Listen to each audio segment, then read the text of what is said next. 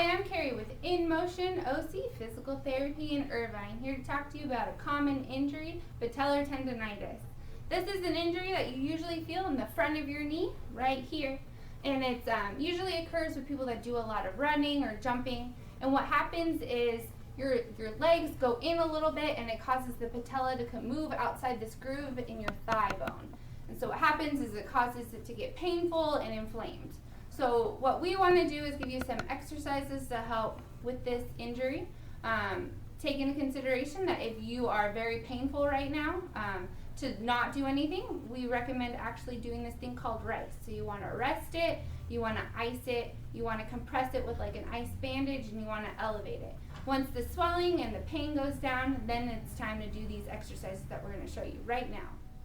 So this exercise is called straight leg raises, and we're going to add some pauses to it. So what you're going to do is you're going to have one leg straight on the table, and you're going to raise it up, and then you're going to do 4 pauses as you go down. So you're going to go 1, 2, 3, 4. So for this one, what you want to make sure is that your back is actually against the table. You don't want it arching up, okay? So push it up, down against the table the whole time as you raise the leg up. And as you slowly lower it down, so you're going to go 1, 2, 3, 4. And these are called the straight leg raises. Okay, so this exercise is called the clams, okay? So it works on a muscle that's in the back of your, or on the side of your butt. So what you want to do is lay on your side, make sure your hips are pointing straight up. You're going to keep your feet together, and all you're going to do is move your knees up and down. Go ahead. So with this one, you want to make sure, like I said, hips are straight up. And you don't want to bend too much over, so you want your back nice and straight the whole time. And you should feel it right here on the side of your hip. And these are the clams. The next one we're going to do is called a hip flexor stretch. So this stretches the quads and then the hip flexors that are a little bit more up here. So a good way to do it is with a chair. So what you're going to do is put your foot up, make sure it's out a little bit in front. So you don't want your knee to go past your toes. Okay, so what you're doing is actually stretching the leg on the floor. Okay.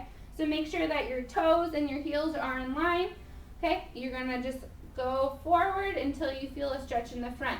If you don't feel a stretch, there's a good chance that you're arching your back. So try and make your back nice and straight, and then you're gonna hold this for 30 seconds to a minute each time. So once again, this is called the hip flexor stretch. So this exercise we're gonna do is it's called the calf stretch. So the calf is made up of 2 muscles, the gastroc and the soleus. So the first one for the gastroc, you can use a step or a stair, anything that you might have at home. But you want to be able to have your heel come off the end, okay? So the key for this exercise is you want your knees straight and you want your toes in front of your heels. So when you do this, you should feel it more in the gastroc, and that's this area right up here, okay? So when you're doing this, hold it for 30 seconds to a minute. Make sure you get a good nice stretch. After that, to work more of the soleus, you want to bend your knee. Same thing, toes in front of your heels. This one you should feel a little bit lower. So it should be back here, okay? So the key for these stretches is you want to be able to hold it for 30 seconds to a minute, and you want to be able to feel it where you're supposed to without any pain.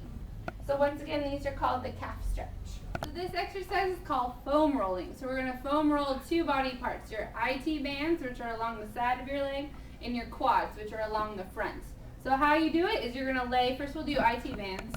So you're going to lay on your side, on the foam roll, and you're going to go back and forth against it.